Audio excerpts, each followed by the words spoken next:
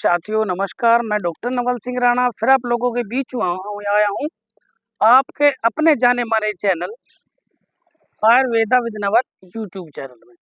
साथियों आपका स्वागत करता हूँ, हार्दिक अभिनंदन करता हूँ। और आज मैं आप लोगों को हरियाणा यमुना तट मंझावली लेके आया हूँ।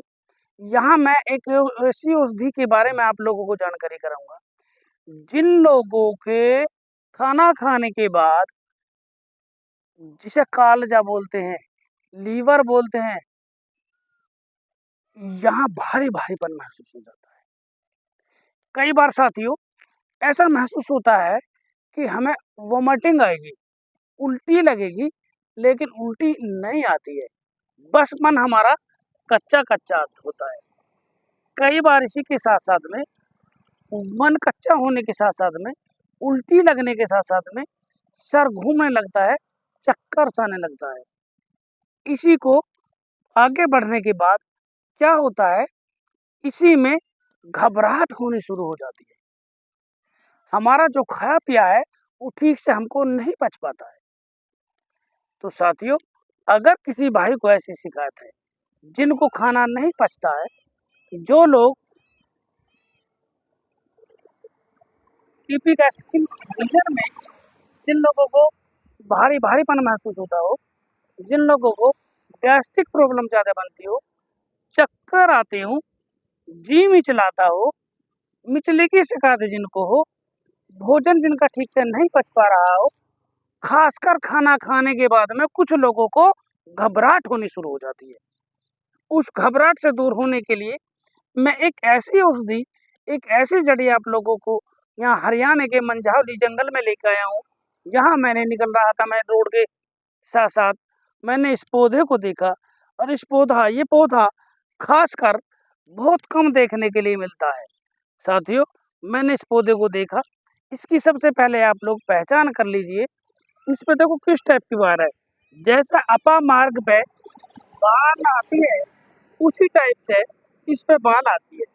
लेकिन अपा मार्ग के जो कांटे होते हैं वो कुछ मोटे होते हैं और इसके कांटे कुछ छोटे छोटे हैं। वो हाथ में चुभ जाते हैं, ये हाथ में नहीं चुभते हैं।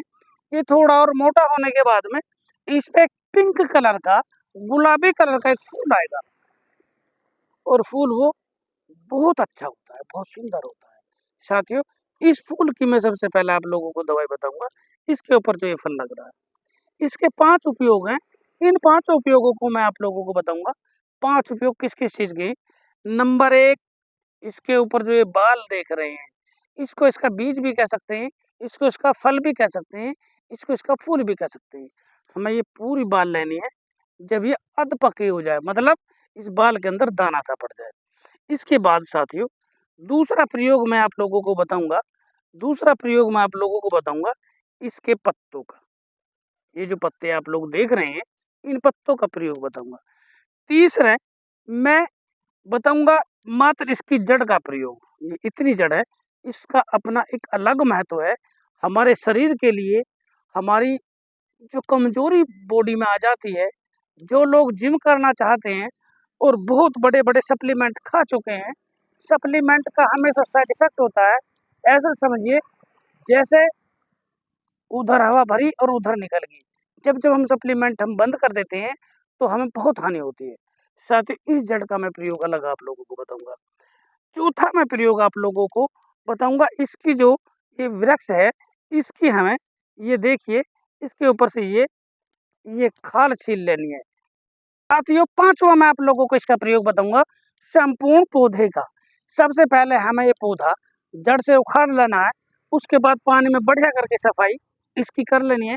देखो इसकी जड़ का ऐसा कमाल है, बहुत जितना लंबा पौधा होता है लगभग उतनी लंबी इसकी जड़ होती है। ये देख लीजिए इस पौधे को। साथियों पूरे पौधे को साफ करके और हम इसकी मिक्सी द्वारा इसको ग्राइंड कर लेंगे, और ग्राइंड करने के बाद में इसकी चटनी का प्रयोग करेंगे। साथियों अब हम 5 प्रयोग इसके हैं। अब सबसे पहले इसके पहले प्रयोग पे हम लोग आप लोगों को लेकर चलते हैं। साथियों इसका जो सबसे पहला प्रयोग है वो मैंने आप लोगों को बताया था, इसकी बाल का प्रयोग। साथियों जो लोग परेशान हैं पित्त की थैली की पथरी से, जिनको डॉक्टर ने बोल दिया है कि ऑपरेशन ही होगा। साथियों, ये बेल, ये जड़ी हमको लेनी है। पहले इसकी पहचान कर लीजिए, ये जड़ी कैसी होती है। ये जड़ी कैसी है? ये जड़ी है साथियों, जैसी आप लोगों ने चौलाई देखी होगी ना, चौलाई, चौलाई के भांति इसको देखने के लिए मिलते हैं, लेकिन चौलाई नहीं होती है। इसका नाम होता है भृंगराज परपटी। भृंगराज परपटी। तो भृंगराज परपटी की हमें सबसे पहले ये बाल ले लेने हैं। इन बालों को इकट्ठा करके, जो इसकी बाल हैं, इसके बीज हैं, इसके फूल हैं, इनको सबको इकट्ठा करने के बाद में मोम दस्ते में डाल लेंगे और इनको कूट के इनका पाउडर बारीक बना लेंगे और आधा चम्मच, लगभग 5 ग्राम सुबह, 5 ग्राम शाम को इसका प्रयोग करना है। और मात्र 7 दिन में पित्त की थैली की पथरी जो भयानक दर्द करती हो, 5 से 7 दिन में वो आप देखेंगे कि पता नहीं लगेगा कि पथरी गई कहाँ। जय हिंद, जय भारत।